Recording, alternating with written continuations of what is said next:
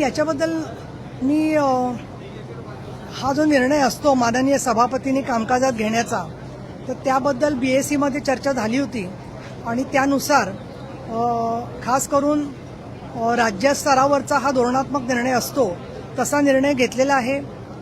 माननीय एकनाथजी शिंदे यांनी मला संधी दिल्यामुळे मला 5व्यांदा आमदार होण्याची संधी मिळालेली आहे आणि याच्यापूर्वी काम करत असताना आधी कोविडचा मोठा प्रश्न 2-2.5 वर्ष, त्याचबरोबर बाकीचे झालेले बदल या पार्श्वभूमीवर हे मला काम करण्याची संधी मिळाली। त्याच्यामध्ये विशेषतः गेल्या वर्षात आपण पाहतोय की लाडक्या बहिणींना मदत देणं, एकल महिलांचा प्रश्न सोडवणं, समान नागरी कायद्याला केंद्र सरकारने चालना देणं, असे अनेक चांगले निर्णय झालेले आहेत आणि त्याच्याबद्दल सभागृहात सुद्धा कामकाज करता आलेलं आहे।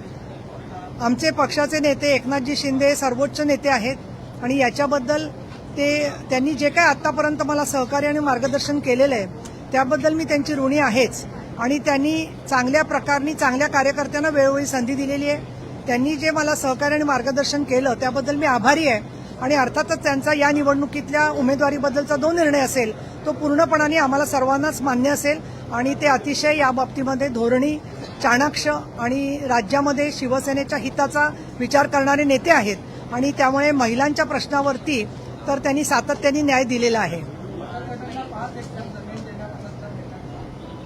हा फार महत्त्वाचा निर्णय सन्माननीय महसूल मंत्री चंद्रशेखर बावनकुळे यांनी जाहीर केलेला आहे।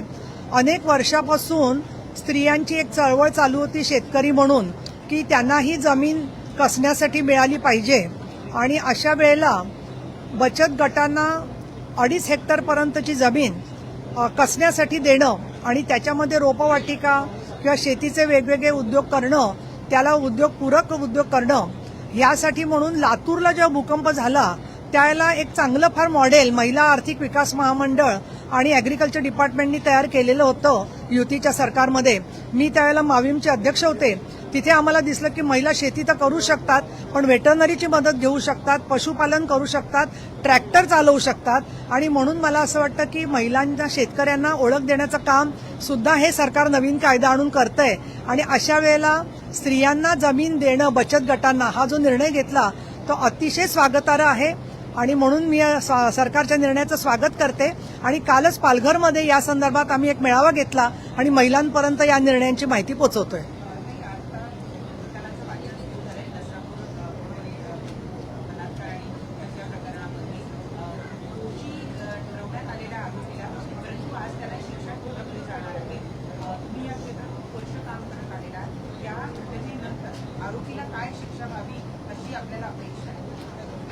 या घटनेनंतर जेव्हा कुठे छोटी मुलगी मला दिसते त्यावेळेला त्या मुलीच्या आठवणींनी भावना विवश व्हायची वेळ येते। त्याच्यानंतर कल्याणमध्ये सुद्धा 2 मुलींवर वृद्ध लोकांनी अत्याचार करण्याच्या घटना घडलेल्या आहेत। अतिशय विदीर्ण व्हावं अशी परिस्थिती आहे आणि जी हिंसा वाढतीये की कुठल्याही प्रवाशाला भोसकणं, कुठल्याही प्रवाशाला ढकलून देणं, या पार्श्वभूमीवर न्यायालयाने या संदर्भामध्ये हा ॲडव्होकेट अजय मिसर यांनी जो युक्तिवाद केलेला होता की ही रेअरेस्ट ऑफ द रेअर केस आहे की ज्याच्यामध्ये खून, बलात्कार हे सर्व घडलेलं आहे आणि तांत्रिक कारणामुळे पुरावे व्यवस्थित मांडण्यामध्ये सरकारला यश आलेलं आहे। सन्माननीय मुख्यमंत्री देवेंद्र फडणवीस, सन्माननीय उपमुख्यमंत्री एकनाथजी शिंदे, सन्माननीय उपमुख्यमंत्री सुनेत्रा पवार, तसंच पुणे शहराचे पोलीस आयुक्त अमितेश कुमार, पुणे ग्रामीणचे पोलीस अधीक्षक श्री संदीपजी, या सगळ्यांनी अतिशय चांगलं काम तिथे केलेलं आहे आणि त्यामुळे कुटुंबियांचं धाडस वाढलेलं आहे, आत्मविश्वास वाढलेला आहे। छोट्या मुलांनी पण साक्षी दिलेल्या आहेत आणि या सगळ्या साक्षी पुराव्यांचा आणि तांत्रिक पुराव्यांचा विचार करून फाशीची शिक्षा दिली जाईल अशी आम्हाला आशा आहे। त्याचबरोबर उच्च न्यायालयात आणि सर्वोच्च न्यायालयात देखील अपिलात कोणी गेलं तर त्यामध्ये सुद्धा लवकर निकाल लागावा अशी माझी शासन आणि न्याय संस्थेकडे प्रार्थना आहे।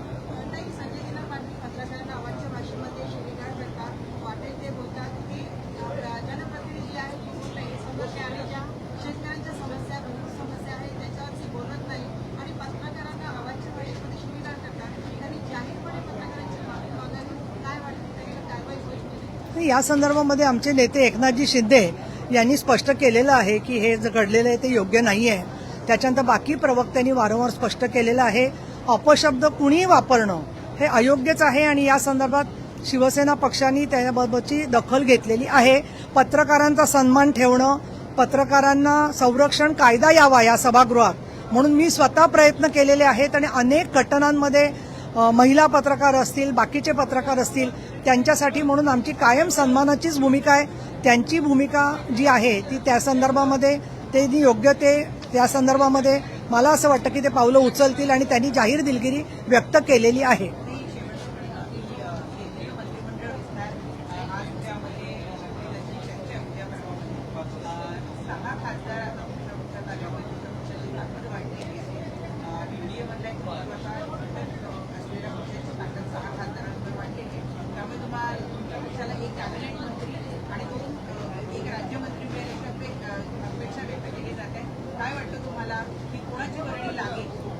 नाही, मुळात हा वर्णी शब्द आहे ना, तो वर्णी म्हणजे कुठेतरी काहीतरी एखाद्याची पात्रता आहे की नाही न बघता लावल्यासारखं थोडंसं होतं.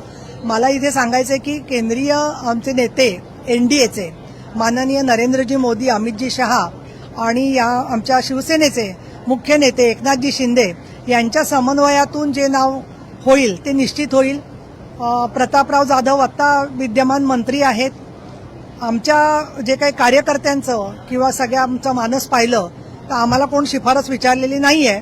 परंतु श्रीकांत शिंदे स्वतः आरोग्यविषयक निष्णात डॉक्टर आहेत आणि त्याचबरोबर प्रत्येक ठिकाणी भारतभर ते नेटवर्क आहे आणि आरोग्य व्यवस्थेत सुधारणा होण्यासाठी खूप काम ते करू शकतील आणि म्हणून त्यांचा जर का सहभाग झाला आणि त्यांना जर का पक्षांनी संधी दिली आणि तशा पद्धतीने केंद्रीय नेत्यांनी सुद्धा मान्यता दिली तर मला असं वाटतं की खूप चांगलं काम त्यांच्या हातून होऊ शकेल.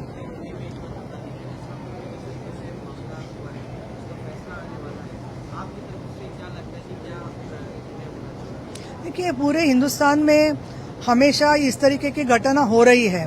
उत्तर प्रदेश में हमें ऐसी जानकारी हो रही है, कोई फैक्चुअल बात नहीं है, लेकिन जानकारी हो रही है कि एनकाउंटर किया जाता है. लेकिन कानून के मुताबिक से जब कोर्ट में केस जाता है तो पूरा कोर्ट में उसकी तहकीकात होना, आर्ग्यूमेंट होना है, ये अपनी संसदीय डेमोक्रेसी की नींव है, उसका आधार है. और उसके लिए हमारी यही अपेक्षा है कि इससे महिलाओं का सम्मान और महिलाओं की सुरक्षितता के लिए जो निर्णय आएगा उसमें कैपिटल पनिशमेंट, फांसी की सजा वो आरोपी को दी जानी चाहिए और हाईकोर्ट और सुप्रीम कोर्ट में भी इसके बारे में जल्द फैसला होगा तो अच्छा होगा. नहीं, आई डोंट हैव एनी.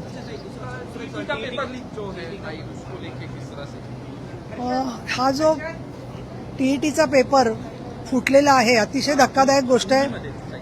ये टीईटी का पेपर का तो जो मामला है, जैसे नीट के एग्जाम में हुआ था तो ऐसे लगभग दिखाई दे रहा है कि पूरे देश भर में एक जैसे षड्यंत्र करने वाले कुछ मुजरिम है, उसी तरीके से उनकी मूल जो है, जड़ जो है वो महाराष्ट्र तक पहुंच गई है. मुझे लगता है गवर्नमेंट ऑफ इंडिया और गवर्नमेंट ऑफ महाराष्ट्र ने इसको बहुत सीरियसली लिया है और इसके बारे में उचित निवेदन सरकार जरूर करेगी.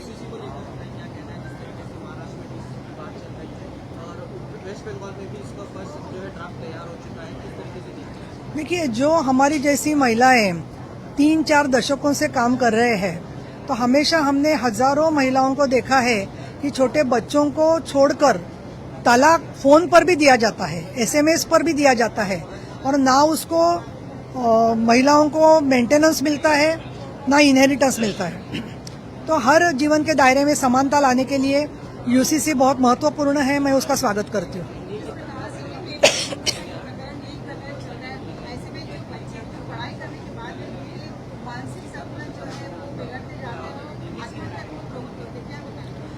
कई अखबार जो है और कई संस्थाएं लड़कों का धाड़स, लड़कियों का धाड़स बढ़ाने की कोशिश कर रही है. मुझे लगता है कि मीडिया का भी ये फर्ज बनता है कि उनको सहारा बने, इस तरीके की हेल्पलाइन चलाए, न का बार बार वही बात दोहरा के, जैसे कोविड के टाइम में हो गया था कि लोग वो देखना भूल रहे थे कि इतना दुख होता है बार बार. तो थोड़े जख्म पर मरहम लगाना जरूरी है, न का उसको ही छिलते रहना जरूरी है. चला बस झालं. इथून तिथे तिथून असे प्रश्न कसे काय विचारतो तुम्ही? हां, थँक्यू.